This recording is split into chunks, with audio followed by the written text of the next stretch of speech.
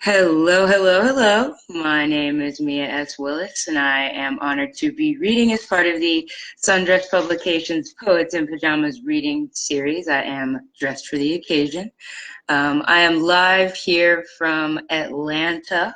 A little bit about me. So I am a performance poet from Charlotte, North Carolina. I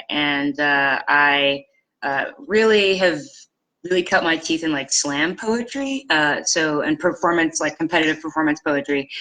So just a background in that, I placed fourth at the Women of the World Poetry Slam in Dallas last year in 2018, and then fifth at Southern Fried Poetry Festival in 2018. But I've still been chugging along and working. So this year, I was recently named a Lambda Literary Fellow in Poetry, which is really exciting. I was also named the Young Artist Fellow for Chashama's ChaNorth poetry residency in Pine Plains, New York. So that was pretty cool. And I've also been working as a poetry festival tournament coordinator for the Feminine Empowerment Movement Slam in Cambridge, Massachusetts in 2018 in October. So that is just a little bit of like what I've been up to. I'm actually in between tour stops right now for my most recent book, Monster House here. My tour is called the Monster House Party, and I'm between Texas shows at home, and so I'm resting a little with my co-author, Fidget, who is my lovely dog, who may join us momentarily if she feels so called. So I suppose we should dive right in. So I spent the past 2 years in a graduate program at Florida State University for classical archaeology. I have two undergraduate degrees, one in anthropology, the other in classical civilization from East Carolina University. And at one time, I thought that I was going to be an archaeologist, and then I moved to Florida, and that largely changed my mind. So perhaps you'll be able to hear why. This poem is called Hecatomb. I woke up this morning on fire, which is to say that I woke up in Florida in March, which is to say that Florida is always hot because the devil always has business here, that this house has been burning since he fell from heaven and landed on Seminole shores. I woke up this morning ablaze, which is to say that I woke up black in Florida, which is to say that being black in Florida is knowing that everyone can see the smoke, but that no one is coming to help, that the first responders see your size and your color and decide to let you burn yourself out. That whole city blocks the color of our skin, gets reduced to the color someone else calls it. I woke up this morning, skin melting into my bed sheets, which is to say that I woke up black and femme in Florida, which is to say that Florida is the pile of kindling where mothers are forced to give birth to dead babies, where the only thing black and femme and welcome is a barrel with a bullet that whispers death to the bodies it pours itself into, and ain't that a metaphor? That both the barrels and the bodies be black, but the only one be protected by the law. I woke up this morning to a fire alarm, which is to say that I woke up black and femme and queer in Florida, which is to say that a voice I did not recognize screamed at me to get out while I still could. That damn it, there's smoke coming from the pyres, and it's only a matter of time before they call you a faggot and then make you into one. That every kiss is clandestine tinderbox, every sigh fans the flames, every touch is grassland smoldering around us simply because I love the way she glows. And ain't that a metaphor? This body is a phosphorus tip so full of light that the stick shrivels underneath its holy. I woke up this morning gasping for air. I woke up this morning choking on the smoke. I woke up this morning crying for the firefighters and the water in their hoses instead of running from it. And ain't that a metaphor? That Florida makes scorch marks of my black, my queer, my femme, then calls itself the Sunshine State like that shit is worth celebrating. And ain't that a metaphor? Ain't this a metaphor? And shouldn't I be thankful? Because after all, I woke up this morning. So as you can see, Florida was a really bad place to be both Black and queer for me, and particularly neurodivergent. I imagine when queer femme god was in the sky making me, she was sort of swirling things around. She said, "Oh, it's tall. Oh, it's dark. We should make it nervous. That'll make a really interesting lived experience for this creature." And so, because being all three of those things wasn't fun enough, I have an anxiety disorder. And so it can be kind of hard to explain to people how my mind works, particularly people that I have been in relationships with. And so I wrote this next poem after Beyonce blessed us with Lemonade. And I had already burned all my ex's stuff before I heard Sandcastles, so there really wasn't a sort of backtrack of forgiveness available to me. So I just wrote a poem about it instead. This poem is called, naturally, Sandcastles. December. When I tell her I am sick, her hazel galaxies say she'll keep building sandcastles, even when the malevolent tide pulls the grains through the spaces between her fingers. January. When I tell her I am sick, I don't think I mean it yet. The skyline doesn't seem dark enough for me to retreat indoors. February. When I tell her I am sick, she regifts me beautiful, and it sounds like a new day. Sounds like Van Gogh sunflowers. Sounds like blank parchment. March. When I tell her I am sick, I wake up at 3 a.m. in the midst of a hurricane, and we kiss until we both forget anchors and debris and tombstones with names I recognize. April. When I show her I am sick, she does not believe me. She chalks it up to a bad day and my sister being dead and me only having one pair of rain boots. She wipes her hands on her jeans and asks me if I've eaten today. May. When I show her I am sick, she shows up on the front line of the wrong side of the battlefield. I learned that day that holding a sword is easier than holding her hand. I do not wonder who taught me this. June. When I show her I am sick, she says we need to start counting all over again. I taste all of our firsts like blood in my mouth and I swallow a pint before I throw up. July. When I show her I am sick, I pray that she remembers all of our firsts exactly as they happened, with only the two of us in all the pictures instead of three. August. When she realizes I am sick, she regifts me therapy, but it sounds like an ending. Sounds like a no outlet sign. Sounds like trapdoor, September. When she realizes I'm sick, I wonder why she spent so much time trying to convince me otherwise. Was it for me or for her? Was it because the lifeboat was only big enough for one of us? October. When she realizes I am sick, she asks me if I want to get better. And for a moment, I feel my lungs taking on water, but I do not drown. She interprets my silence in all the wrong ways. November. When she realizes I am sick, I try to pretend she still says beautiful. But it sounds like beach siren. It sounds like blackball. It sounds like the last sandcastle crashing against the shore.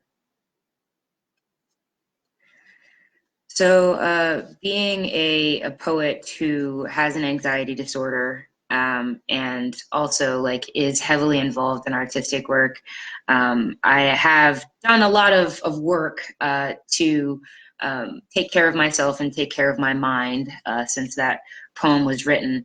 And one of those things that takes care of my mind is my partner and I live in Atlanta now, and we regularly attend poetry slams. And there was a time in which there was a gentleman in our community that thought that it would be amusing to write a parody of my partner's work as a lived experience. And so because of that disrespect, right, I can't rap, so I have to write diss poems. So this is the first diss poem that I've ever written, so bear with me.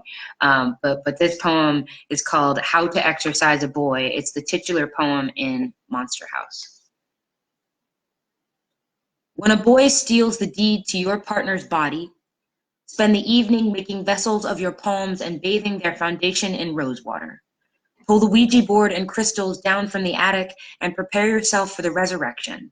Press your forehead to the plaster and whisper the name of your partner's ghost to the silence. Say, I love you. Say, I miss you. Say, come home. Say, boys only worship what they want to possess, and I will not let this body be taken. Make a prayer of his blasphemy. Find the power in the naming. Call your partner back to their birthright. Pour them a libation of your blood. And when the boy returns to change the locks, tell him that he does not live here, that this house will not host his entitled infestation. Show him the cracks in your scorched wrist bones as proof that this is land his touch cannot gentrify, that he cannot draw a map if he does not know the country. Say, tell me, boy, what devil gave you permission to lay claim to this drywall skin sanctuary, as if this body is your safe place to rest? Say, tell me, boy, what can you know of its construction if you see nothing of its scaffolding? Play Lazarus and speak nothing of its blueprint veins and its steel girder skeleton. Say, tell me, godless boy, do you dream in banishment spells and empty spaces? Does the smell of sage remind you of the ways in which you were born, of smoldering and smoke and repelling and ash, when your partner's breath rustles through doorways as the wind in their chest stands up? Say, didn't you know that this house belongs to the specters? That they mixed the mortar and molded the brick and hewed the wood? That they have been here before this, and they will be here after this? Say, didn't you know, feckless boy, that this body is handcrafted resiliency? That the only thing that haunts its rooms is a will to survive? That this house is a monster ready to make a meal out of any mortal bold enough to desecrate its hallowed ground? Say, tell me, boy, did you think you could give birth to this body with scavenged scraps of its mother tongue? How dare you set fire to these floorboards and call it warmth? Call it a seance? Call it anything but appetite? How dare you presume to know the rites of this temple? How dare you pray to this altar and offer only sacrilege in return? When your partner's spirit lights the candles, exorcise the boy, cast him out, ward him off and lock the door behind him. Let your partner's pavement teeth crush his bones to powder. Ink the new deed against their lips, then help them salt the earth with the remains of the boy. Smile. Say, here we are. Say, welcome home. Say, I'm so glad we stayed. Make it known that none like him will ever have the audacity to grow here again. So as I mentioned earlier, I have a couple of degrees in an archaeological related career, particularly classical archaeology, which is Greece, Rome, and the surrounding provinces. And so because of that work that I do not do anymore, I got to travel to Bulgaria last summer, which was absolutely transformative for me. And I got to spend a month sort of digging at Apollonia Pontica, one of the port sites in the Black Sea during the Hellenistic period. And it was absolutely a whirlwind for me. So I wrote this poem on the bus between two of my favorite cities in Bulgaria, Burgas and Varna. This one goes out to my Apollonia Pontica digmates. I hope you folks are tuning in. It's called Haraeth. It is the Welsh word for homesickness. And what a safety it is to be told that here, the worst you can wish on someone is poor health, is shorter years, is less time. To be told that the harshest curses come from using your mouth to crucify other people's bodies. How suddenly no body feels at home between your lips anymore. How you still choose to keep them astride your tongue rather than beneath your feet. And what a safety it is to be brown here, to be the color of earth and have them call you soil rather than dirt. What a safety that the policemen do not reach for their guns at the sight of you. That there is no mob waiting to kick the breath from your lungs here. Your identity is allowed to exist unordered. Chaotic good, the spark of potential between the flints here. Your body only knows alive. Licks the salt from the air and holds it to your skin, does not split your wheat from your chaff, lets the joy multiply the stretch marks. And what a safety it is to be welcome here, to be a river diverted but not slowed. What a safety that here is a plate you can open without a blade, like a door rather than a dam. Here, the clicking is the cab driver's tongue sliding gold fronts across teeth. The clinking is the lev coins mingling in the cup holder. Here, the only destination the man has in mind for you is home. And what a safety it is. So as you can tell, that time in Bulgaria was absolutely super fulfilling for me, and really opened some new doors, really spiritually and personally, for my understanding of my personhood and the things that I am deserving of in terms of happiness. So that is largely why I am not an archaeologist anymore, is that I actually went out and did it for a little while in a foreign country and realized that I was really more called to the art that I was making there than I was actually called to the work that I was supposed to be doing. So now I am a poet full time, and as I said, touring. And I always close my sets with this poem because it is my favorite poem that I wrote during a really transformative year of my life, which was 2018. I wrote it for three people that really kept me alive in 2017. And I say those people's names every time I do this poem, so I'll say them now. It's Cassandra Myers and Madeline Lessing and Joya Ahmad. I bring them with me on every stage that I go to, and I will bring them here, Poets in Pajamas. This poem is called Mini Fridge. I am the type that has a heart like a mini fridge. Small, commercial function in compact space, both cool and ice cold. Sometimes home to other people's leftovers. Sometimes home only to my own. My heart freezer burns the things that stay too long, no matter how badly I want to hold on to them. Keeps its contents fresh way past the printed expiration date. Won't let me throw out scraps that still feel salvageable. Like the prime rib I made her on New Year's Eve. Like the half an omelet in the shape of her smile. Like the Yoplait cup she promised to come back for but never did. My heart has filaments that crave the next power surge. It's sometimes tougher than it looks, but always tougher than it feels. Has a door that hangs crooked and lets vodka in with the pizza rolls. My heart tucks the things it can't let go into its corners and waits for the lights to go out. Doesn't discriminate between handmade and store-bought. Has magnets from all the places I've been and dents from all the people I've loved there. Usually takes a day or more to defrost completely. My heart is a hand-me-down humming toward obsolescence. A sign of my unwillingness to grow up, completely unaware of its finite space, always willing to protect new Tupperware. But best of all, y'all, my heart, it's full, full, full. Well, Poets in Pajamas, it's been so fun. Thanks a ton for letting me read from my book, Baby, published by Jai-Alai Books in April of 2019. I can also drop the order link if anyone is interested in having that. My publishers at Jai-Alai Books in Miami really did an outstanding job with this print. It's a beautiful book, and anybody who is fortunate enough to purchase it for just $12, and in the Poetry Slam community, we would respond with, only $12?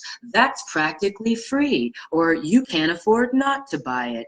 I always clarify, though, that practically is the operative word, right? That it is not free, it is $12 on that website. We have to make sure that they keep the lights on down there at Jai-Alai Books, and for good reason, because that publisher and the Cave Canem Foundation, which conferred the Chapbook Prize, which gave birth to the book, have really been incredibly supportive of the art that I have been doing. So I will open it up for questions, just to sort of get the ball rolling. I began sort of poetry writing in 2013. I was a freshman in college at East Carolina University. Word of Mouth is the organization that my good friend Mia Willis and I were fortunate enough to helm during my 4 years there. And we attended the College Union's Poetry Slam Invitational for 4 years, the 2014 year to the 2017 year. And for those of you who are really not aware of what that is, it's essentially the National Collegiate Poetry Slam. Performance poets from colleges all over the country converge on a single city and essentially do poems for a week straight. And so that experience was really transformative, opened up a lot of interest for me in terms of exposure to excellent artists. So, for example, some of my favorite poets that I've had experience with, at 2014 Cupsy was fortunate enough to see Dominique Christina and Denise Froman, which was so impactful. Obviously, if you can hear it in the work, so impactful in the way that I put language together. Some other folks that I really admire, Dinez Smith, Asia Bryant Wilkerson, Maggie Nelson. So yeah, if anyone has like things they want to ask, definitely stop me at any time, because I can go on about poems forever. But let's see, questions that I would ask if I were you. What am I currently reading? Ooh, I don't know if anyone wants to know that, but I am currently reading Tanis Franco's Quarry. University of Calgary's press put out this beautiful book by a First Nations poet who is non-binary and has undergone transition and is really sort of navigating the understanding of their body through their relationship with the quarry in their hometown. So that has been really amazing, really awesome. I bought that book in Toronto when I was on tour. So that is a little something about it, things that I'm into now. Anyone at all? No? Let's see. Fidget. Fidget. You want to come meet the people? Come on. Come on. Come on. You can meet the people. You want to be famous? Look. Wow. Fidget Willis and product placement for Monster House. What's your review, Fidget? Encore. Wow, how sweet of you. Thank you so much, Fidget. You're so sweet. Wonderful. Well, Poets in Pajamas, it has been an excellent, amazing reading with you. If you have any questions, I'll be hanging around in the chat and would love to hear from you all. So let's see. To Max, I do consider my performance poetry and my written poetry to be different art forms. And the reason I say that is because I believe that poetic work, first of all, performance poetry and sort of slam poetry is a Black art form and comes with uniquely African-American cultural inflection to it.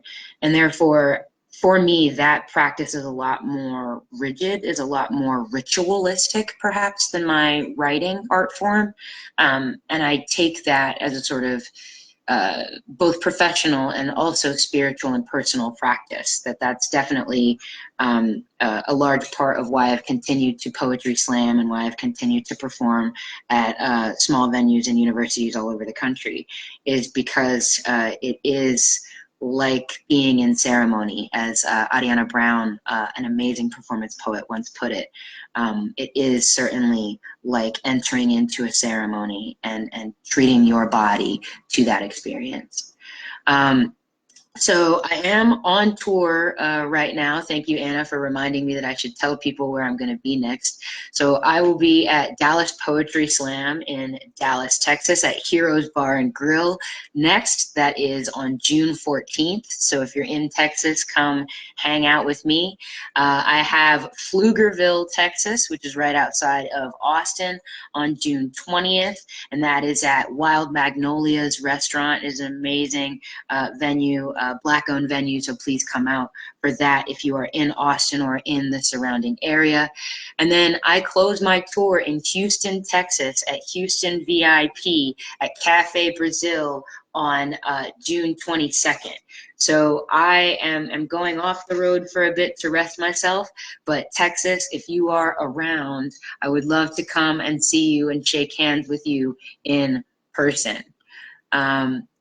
So yes, thank you so much, everybody. Like, this has been such a sick experience, and please, I will be hanging around, as I said, in the comments, creeping, and I will definitely try to answer any questions that I don't get to on the live cam.